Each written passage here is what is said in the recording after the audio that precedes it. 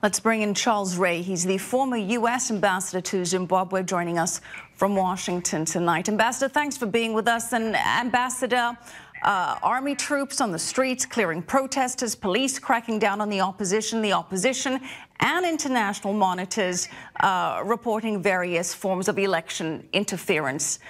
Does this election have much legitimacy now that Mnangagwa has won? Well, I think it's a bit early to say. I mean, right now the Zimbabwean Electoral Commission has issued the announcement, and so for now it is what it is. I would like to see the reports of the various monitoring agencies and organizations that were there. I wouldn't be surprised that the outcome will eventually be determined not to be totally free and fair, though. Yeah, so far the EU monitoring agencies have cited various ways of election interference, suppression to vote, trying to advocate people to vote by giving them food and aid, tactics such as that.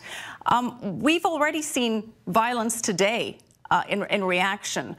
What do you expect going forward? Do you think that the violence and the protests and the ZANU-PF crackdown will continue? I would hope not.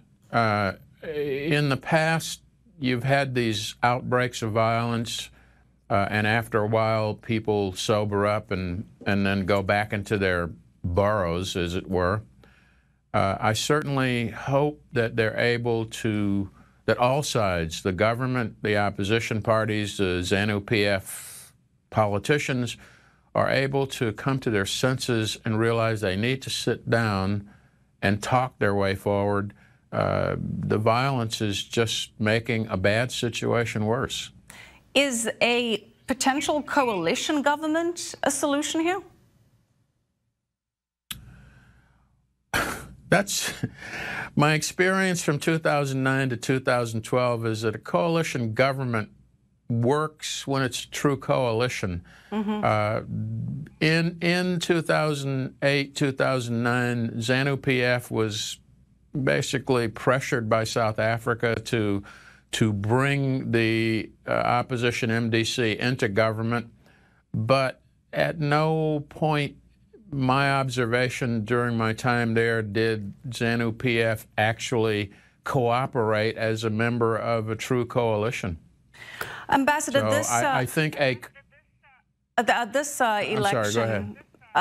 This election, the first after 37 years of plus of Mugabe rule, was potentially hailed as a new era. Now, you worked with Mugabe and with Emmerson Mnangagwa, and Mnangagwa, keeping in mind, was Mugabe's henchman. He was the one that helped enable his tyranny. Do you think that a new era can come in under Mnangagwa, or is it just more of the same?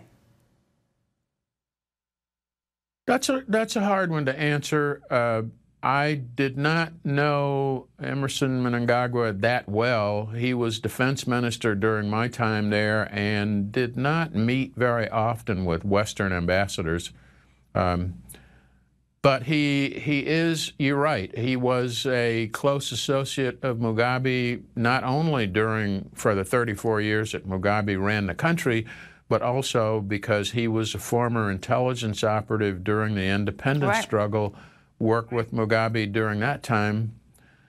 What I will say about him, what I do know about him, he's very intelligent. He doesn't have Mugabe's charisma, but he, I think, is more practical than Mugabe was. I think he understands the way the world works a little better. I was heartened, for example, when he was installed as president, one of the first moves he made was to go to neighboring Botswana and mend fences there, or at least start the process of mending fences.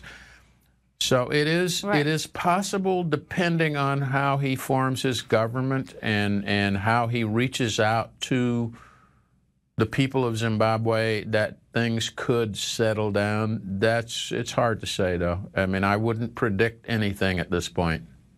Yeah, he does have a disturbing past. Some have even linked him to the massacre of the Ndebele people, as well as being the head of the secret police. But let's be optimistic.